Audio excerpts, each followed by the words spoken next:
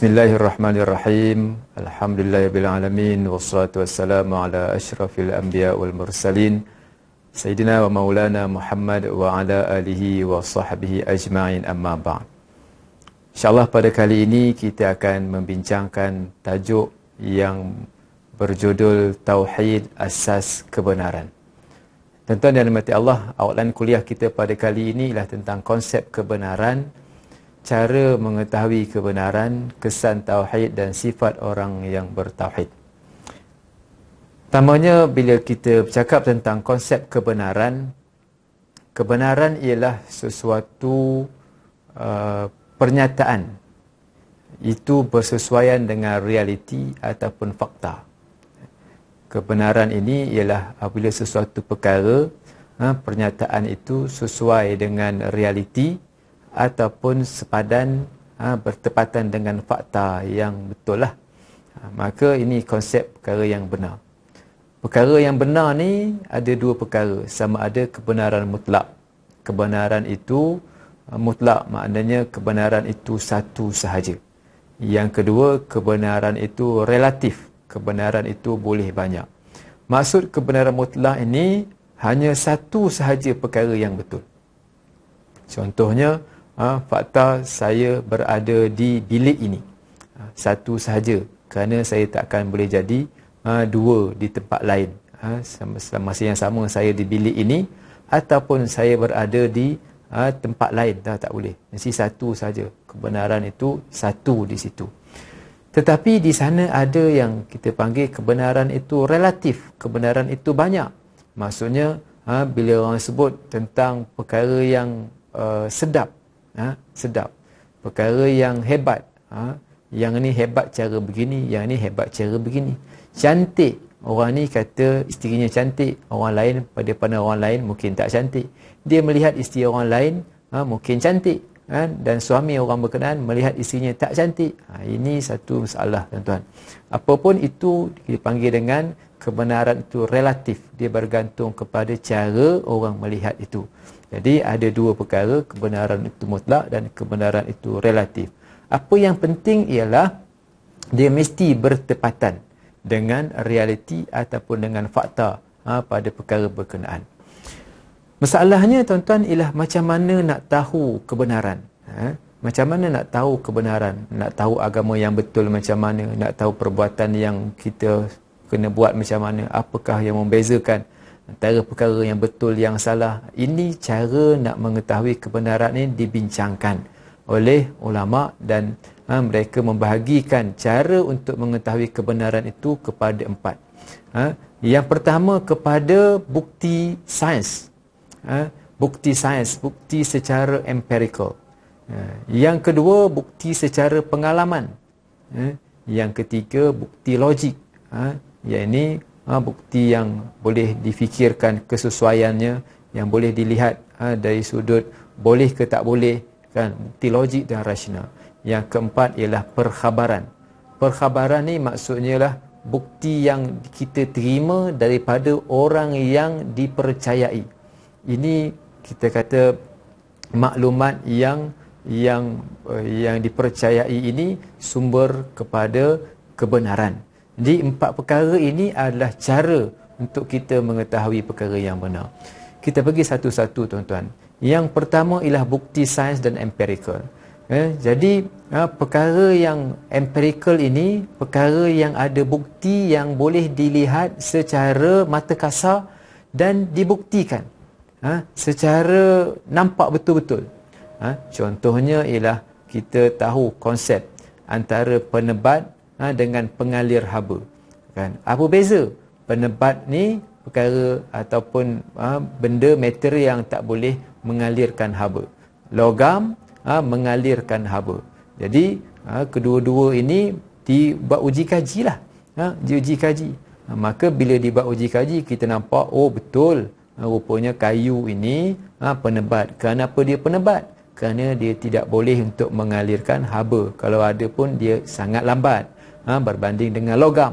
Nak ceritanya, tuan-tuan, ialah bagaimana semua ini memerlukan kepada bukti yang dilihat dengan mata kasar dan dan dikaji perkara berkenaan, bukan pada satu perkara sahaja, kan. Begitu juga kalau kita pegang benda-benda yang berat, apa contoh benda yang berat? Contohnya kita pegang katakan kita pegang kunci, kan, berbanding dengan kita pegang kapas, berbanding dengan kita pegang batu. Batu yang berat akan jatuh lebih cepat. Batu yang kecil, yang ringan, dia lambat. Kalau kita pegang kapas, lagi lambat. Rupanya kita dapat tahu bahawa mana-mana perkara yang berat, benda yang berat, metal yang berat akan lebih cepat jatuh berbanding dengan perkara yang ringan. Ini bukti. Bukti sains. Bukti ini boleh menjadi sumber kepada kebenaran satu-satu perkara. Kalau cakap tak ada bukti, maka kita tak apa-apa percaya. Dan bukti ini mengikut kesesuaian lah. Kalau kita kata pintu itu terbuka, kenapa pintu itu terbuka? Mesti kita nampak, terbuka. Ini bukti yang dapat dilihat dengan mata. Yang kedua, tuan-tuan, bukti pengalaman. Melalui panca indera. Kita rasa sedap, kita makan aiskrim, sedap. Sedap rasanya. Kenapa sedap rasanya? Sebab kita dah rasa dengan lidah. Orang yang rasa tahu macam mana sedapnya aiskrim. Orang yang tak pernah rasa tak tahu macam mana yang disebut aiskrim ni, kan. Contoh lain ialah orang makan durian, kan. Orang yang makan durian tahu macam mana sedapnya durian. Orang yang tak merasa durian, tak makan, tak tahu nak menjelaskan bagaimana durian itu sendiri. Jadi ini bukti berdasarkan kepada pengalaman dia. Kalau dia pernah tengok orang tanya, macam mana kamu tahu dia tu datang? Aku tengok tadi, kan. Tengok ni bukti panca indera, dan ini bukti pengalaman. Yang ketiga ialah berdasarkan kepada bukti logik. Contohnya ialah orang sebut, kenapa tak boleh lembu masuk lubang jarum? Dia kata, mana mungkin lembu masuk lubang jarum, kan. Kerana benda yang kecil, kan, lubang yang kecil mana boleh nak dimasuk lubang yang besar. Nak cerita ni bukti logik. Bukti-bukti ni, kan, merupakan satu perkara yang boleh mengukuhkan keyakinan kita terhadap sesuatu, dan lebih daripada itulah membuktikan kebenaran terhadap satu-satu perkara. Yang keempat ialah bukti perkhabaran. Bukti perkhabaran ni, tuan-tuan, ialah bukti yang kita dapat daripada sumber yang dipercayai. Sekarang ni kita nampak lambang ataupun Mekah tu kosong. Tak ada orang tawaf, dan tak ada orang semayang apa pun, tak ada, kosong. Seorang pun kita tak nampak kat situ, tuan-tuan. Macam mana kita tahu, kan? Ada orang bagi tahu, kita tak nak pergi, kan. Ada orang tu pergi Mekah baru ni sebagai contoh. Musim ni dia pergi, seorang pergi Mekah, dia tengok tak ada orang pun kat sana. Macam mana kamu tahu? Kan, aku dapat berita maklumat daripada si dia, si A, si pulang bin si pulang. Macam mana dia tahu? Dia pergi Mekah, dia tengok. Dia tengok, kan. Maknanya di situ, tuan-tuan, ialah sumber di situ adalah sumber yang boleh dipercayai. Kita, agama kita, tuan-tuan, kan, kita bersumberkan kepada wahyu. Sumberkan kepada wahyu. Wahyu ni ialah sumbernya perkhabaran. Perkhabaran daripada siapa? Perkhabaran daripada Allah Subhanahu Wa Taala kepada kita. Benda yang akan datang dan benda yang telah lalu, kan, khabaran. Sains, tuan-tuan, dia mencerita perkara yang telah lalu. Sains ni dia cerita perkara yang telah lalu, kan. Contohnya apa yang telah lalu?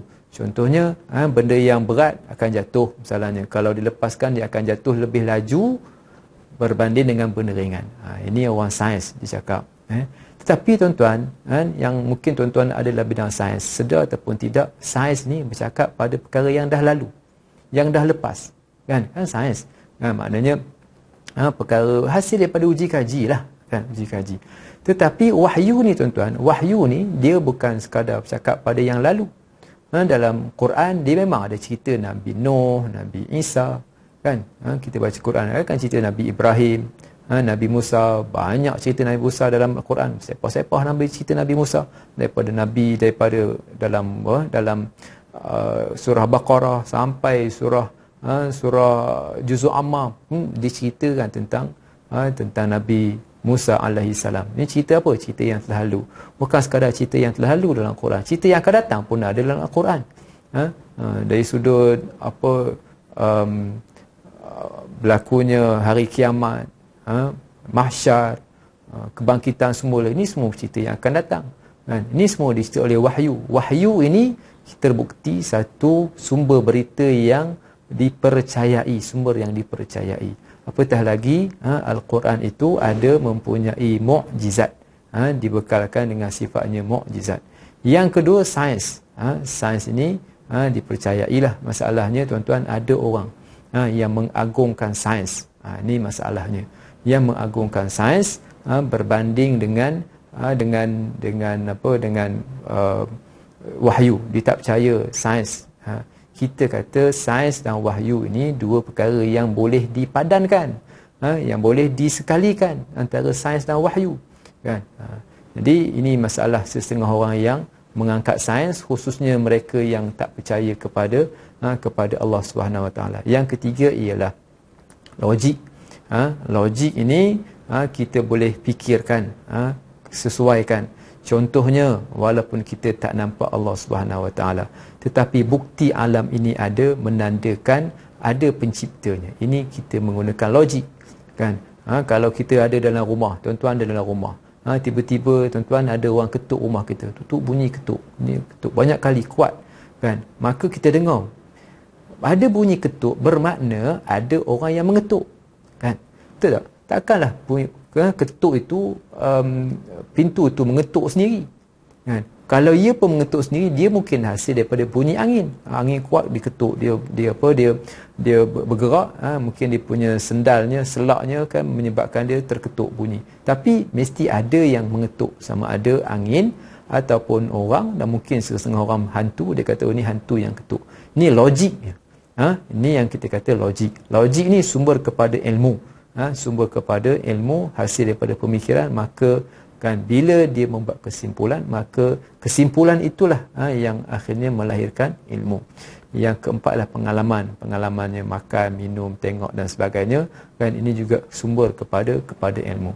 Jadi dalam Islam ini tidak meletakkan sains di tempat yang lebih tinggi kepada wahyu, kerana wahyu itu cerita pada yang lalu dan juga akan datang. Sains dia bercerita tentang perkara yang telah lalu. Oh Ustaz, sains ni juga dia bercerita tentang masa depan. Dia membuat andaian-andaian masa depan.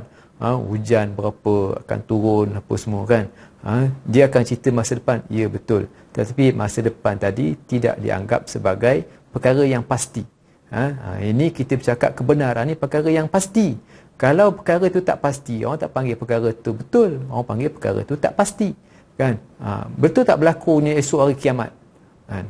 Wallahualam kan, sains kata berlakunya, tak mungkin benda tu berlaku, melainkan benar-benar berlaku baru jadi, kerana Allah Ta'ala sebut dalam Al-Quran, antara yang disimpan dalam ilmu Allah Ta'ala ialah hari kiamat. Ini kiamat, hari yang Allah Ta'ala tak bagi tahu masa, tetapi bagi tahu tanda-tanda pada hari kiamat yang akan berlaku pada hari kiamat berkenaan. Ini hierarki ilmu. Okey. Walaupun kebenaran ini dibuktikan, bagi kita kebenaran dibuktikan melalui Al-Quran, tetapi ada manusia tuan-tuan yang menolak kebenaran.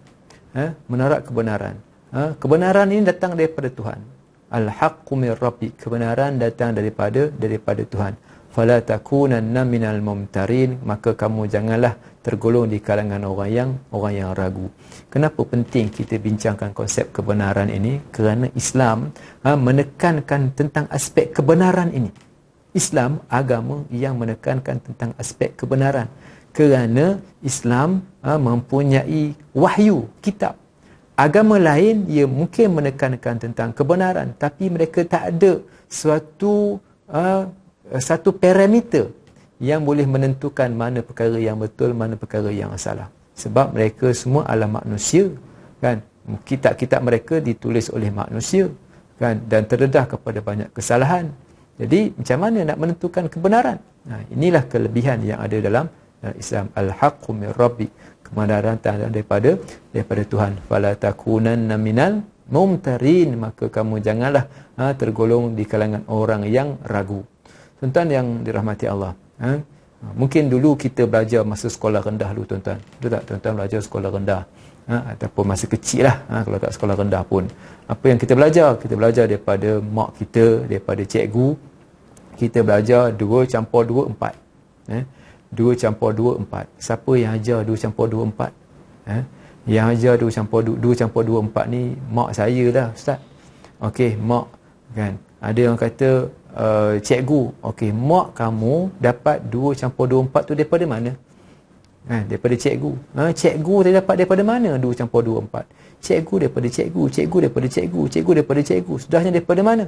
Al-haqqu min rabbi, kebenaran datang daripada Tuhan. Daripada mana sumber tadilah? Sumber wahyu, kan? Sumber panca indera, sumber empirical. Sumber-sumber ini yang menentukan kebenaran. Walau macam mana pun tuan-tuan, ada halangan yang menyebabkan manusia tidak menerima kebenaran. Ini yang penting kita belajar dalam ilmu tauhid ini. Ilmu tauhid menekankan tentang kebenaran. Kenapa kita menekankan tentang kebenaran? Sebab kita perlu untuk mempertahankan kebenaran.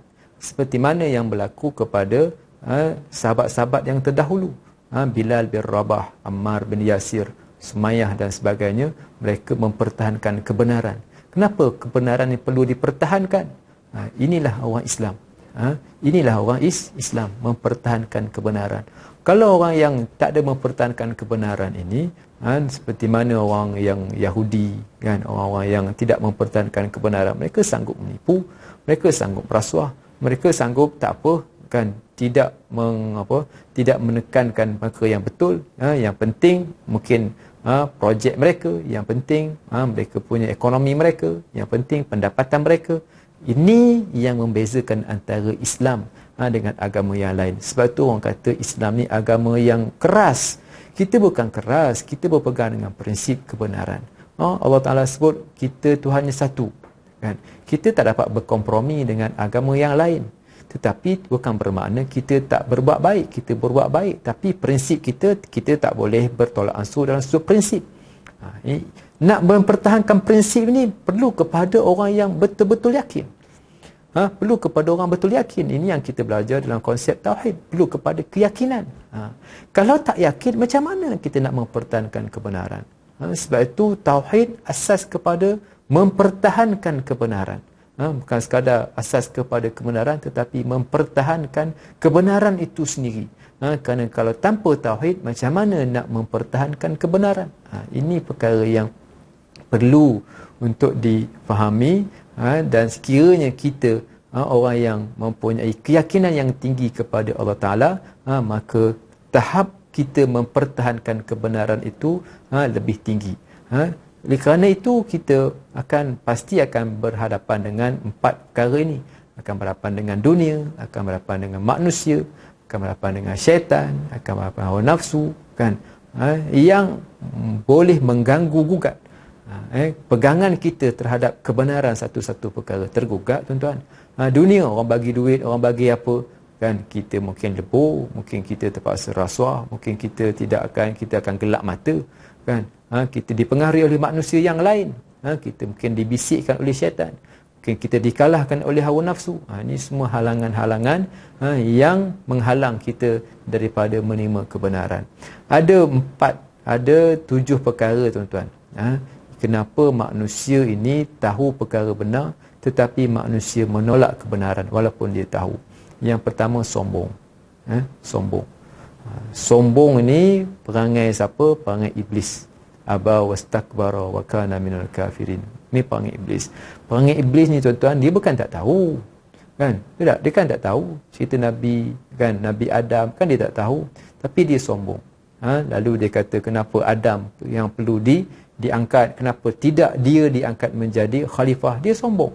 Dia sombong. Jadi orang sombong ini disebutkan dalam hadis al-kibru batarul haq. Orang yang sombong ni orang yang menolak kebenaran, wa ghamtin nas, dan merendah-rendahkan manusia. Yang kedua, dengki. Kenapa menolak kebenaran? Sebab dengki. Dengki ni, tuan-tuan, bukan orang jauh. Kita ingat orang dengki ni orang yang duduk kat Amerika kena dengki kita. Tidak. Orang dengki kita lah orang yang dekat dengan kita. Tidak tuan-tuan. Siapa yang dekat dengan kita? Mungkin adik-beradik kita, mungkin jiran kita, mungkin orang yang satu pejabat dengan kita, mungkin orang yang rapat dengan kita, mungkin sahabat kita, kan, dengki dengan kita. Ini yang menyebabkan dia buta kebenaran, sebab dia dengki. Tertipu dengan dunia. Dia ni tertipu dengan kelebihan dia, tertipu dengan kemewahan hidup. Akhirnya dia tergolong di kalangan orang yang menolak kebenaran. Orang yang malas ni habis ceritalah tuan-tuan. Malas nak buat apa-apa, malas nak belajar, malas nak apa. Malas ni habis ceritalah, kan. Yang keempat tuan-tuan, takut ancaman. Dia bukan tak tahu tapi dia takut. Bukan tak tahu perkara ni benar tapi dia takut nak cakap. Kalau aku cakap sekarang, habis pangkat aku. Kalau aku cakap sekarang, habis. Ini takut ancaman. Dan yang keenam, ini berkaitan dengan orang fasik. Orang nak tunggu bukti. Nak tunggu bukti baru nak percaya. Ini pun masalah. Ditolak kemudian nak tunggu bukti. Orang kata laksanakan hudud, orang kata laksanakan hukum Islam, orang kata laksanakan, buatlah semayang, beribadatlah, mendermalah, bersedekahlah, tapi nak tunggu bukti, baru nak percaya. Macam mana Islam itu agama yang indah, yang cantik, nak tunggu bukti. Jadi akhirnya menolak kebenaran juga, kerana nak tunggu bukti. Dan yang ketujuh ialah belum sampai masa. Ini ringkasnya tuan-tuan, kenapa manusia menolak kebenaran. Belum sampai masa. Apa yang belum sampai masa ni tuan-tuan? Belum sampai masa ni sebagai contoh, orang yang nak berubah, nak tunggu umur 40 baru nak pergi masjid. Belum sampai masanya. Kita cakaplah apa pun ada tuan-tuan, belum sampai masanya, belum sampai hidayah Allah Ta'ala kepada dia. Wallahu alam. Tapi nak cerita ni adalah 7 perkara yang manusia menolak kebenaran, dan apabila kebenaran ini ditolak, akhirnya menyebabkan mereka berada dalam kesesatan. Tuan-tuan yang dirahmati Allah Subhanahu Wa Ta'ala, sebab itu dalam orang yang memperjuangkan Islam ini perlu bertabah. Perlu tabah, kerana perjuangan Islam ini perjuangan menegakkan kebenaran, perjuangan yang berpegang dengan prinsip, perjuangan yang berpegang dengan prinsip. Orang yang tuan, orang yang orang yang boleh prinsipnya ialah untung. Apa-apa untung, ini orang yang bukan kepada pejuang kepada kebenaran.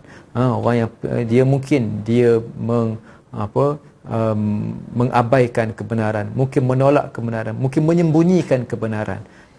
Dan ini kan kita minta kepada orang yang tabah ini, orang yang berada dalam perjuangan Islam ni, orang yang tabah. Sebab itulah kepada rasul-rasul yang terdahulu mengajak manusia beriman kepada Allah Ta'ala. Nabi Nuh, kan, Nabi Ibrahim, Nabi Adam, Nabi semua Nabi-Nabi dan Rasul-Rasul yang terdahulu, kan, Rasul yang mempunyai keyakinan kepada Allah Subhanahu Wa Ta'ala itu tinggi, yang menyebabkan mereka berpegang kepada prinsip kebenaran, dan prinsip kebenaran itu diterima daripada wahyu, dan mereka berpegang dan berjuang melaksanakannya, kan. Maka Rasul-Rasul yang terdahulu ada yang dibunuh, dan ada yang dibuang negeri, ada yang ada yang dihina, disesatkan, kan, dan macam-macam yang berlaku kepada nabi-nabi yang terdahulu. Sebab itu bertabahlah. Untuk nak tabah ini perlu kepada keyakinan yang tinggi. Sebab itulah tauhid ini membentuk berfikir, membentuk hala tuju, membentuk keyakinan dalaman, supaya keyakinan inilah yang akan membentuk asas dalam memperjuangkan kebenaran. Oleh kerana itu tuan-tuan, bila kita meyakini tauhid merupakan asas kebenaran, bermakna kebenaran itu dalam soal agama satu. Kebenaran dalam soal agama ni satu, iaitu hanya Islam sahaja agama yang betul, kan. Selain daripada Islam, agama yang salah, agama yang ditolak oleh Allah Subhanahu Wa Ta'ala. Ini keyakinan yang ada pada orang Islam. Hanya Islamlah sahaja satu-satunya agama yang betul, kan, agama yang benar. Selain daripada Islam kita tidak dapat menerima. Allah Ta'ala sebut, wa man yabtaghi ghairal islami dinan falan yuqbala minhu. Sekiranya kamu cari selain daripada Islam itu sebagai agama, Allah Ta'ala tak terima kalau selain daripada Islam. Jadi nak ceritanya, bila kita sebut Islam, kan, agama yang betul bermakna selain daripada Islam adalah salah. Maka di sinilah tuan-tuan bermulanya dakwah. Di sinilah bermulanya dakwah. Kenapa bermulanya dakwah di sini? Kerana kalaulah semua agama ni betul tuan-tuan, semua betul berlaku, ada tak dakwah? Tak ada dakwah tuan-tuan. Kenapa tak ada dakwah? Sebab semua betul. Islam betul, Kristian betul, ni semua betul, maka tak ada dakwah. Islam merupakan agama yang berpaksikan kepada kebenaran, dan kebenaran itu ada pada Islam. Hanyalah satu-satu agama yang diterima di sisi Allah Subhanahu Wa Taala. Lagi tinggi keyakinan seseorang itu kepada Allah Taala, lagi kuat usaha dakwahnya, lagi kuat komitmennya kepada Allah Subhanahu Wa Taala. Kenapa? Kerana keyakinannya yang betul, Islamlah satu-satunya agama yang betul. Kalau dia terima agama lain pun betul juga, semua pun betul juga, maka hilang satu prinsip sangat mendasar dalam agama kita, iaitu dakwah. Maka di sinilah kadang-kadang orang tak menerima Islam. Orang anggap Islam ni sebagai agama yang teroris, kerana Islam mempunyai unsur dakwah yang tidak boleh berkompromi antara satu sama lain. Kita bukan tak boleh berkompromi, kan? Kita bukan bermakna bila kita dakwah ni kita paksa, tidak. Kita cuba menyampaikan kebenaran, cakap baik-baik kat dia, kita berbuat baik, berbakti, bermanis muka dan sebagainya. Dalam masa yang sama, kalau dia tak nak terima, nak buat macam mana? Kalau dia terima, alhamdulillah, kita sampaikan sahaja mesej Islam kepada mereka. Ini semua ni berasaskan kepada konsep tauhid. Kalau tak ada tauhid, maka tak adalah prinsip agama mana yang paling betul. Dan di sinilah kita berbangga dengan agama kita, tuan-tuan. Agama yang berasaskan kepada prinsip tauhid, dan agama tauhid ini yang bersumberkan kepada wahyu, dan kekuatan kepada wahyu berbanding dengan agama-agama yang lain yang tidak kuat ataupun yang diragukan pegangan mereka kepada wahyu Allah Subhanahu Wa Taala. Aqulu qawli hadza wa astaghfirullahal azim li wa lakum. Wassalamu alaikum warahmatullahi wabarakatuh.